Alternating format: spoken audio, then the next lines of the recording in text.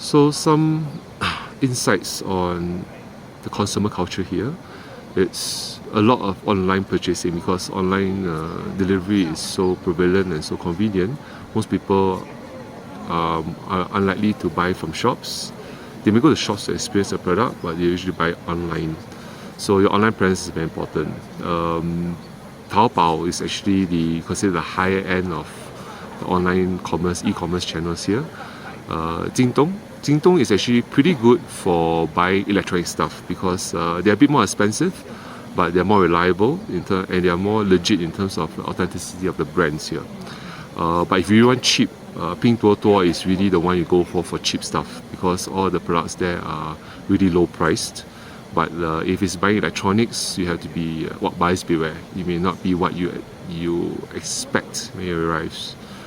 If you intend to break into this market, you definitely need an online presence. You need a local, of course, bank accounts, local setup, and you need a serious amount of market presence. Let's not talk about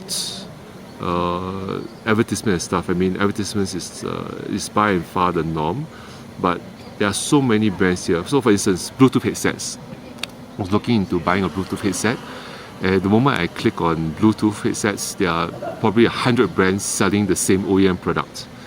And you can see it's the same product because the description of the product and the subsequent features and the values is exactly copy and paste. Maybe they just change the brand name to their own brand name, but otherwise everything is exactly the same. So if you want to compete in this market here, you have to have the right presence in almost all e-commerce channels just to be able to compete with the local brands. Value proposition wise, let's put it this way, what you see in terms of what they advertise is not necessarily what you get. So a Bluetooth headset could advertise itself as 26 hours battery life, but in reality when you actually use it, it's probably only 10 hours or 15 hours, and they will claim that it's because it depends on distance, depends on usage. Music obviously uses more power than voice calls and so on and so forth. But let's put it this way, exaggeration is the norm here rather than the exception. So how will you go about making yourself well known here? Take handphone brands for instance. Huawei, Oppo, Vivo are well-known brands in China, but they are probably not the most prevalent brands because there are a lot of other local brands here which has much lower price and better penetration.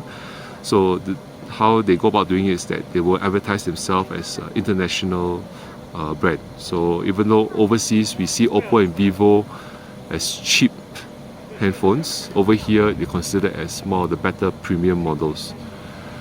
Similarly with PC brands for instance, I mean we all know the famous brands Lenovo, Asus, Dell, HP, but all those are super premium here. Even the entry-level models which we buy from our home from Singapore are considered as premium because there are just so many variants here from the local brands, from OEMs, which are much cheaper. And even though they offer the same specs, when you actually get it, you may notice that maybe the memory is not what it seems to be. It could be a slower speed memory.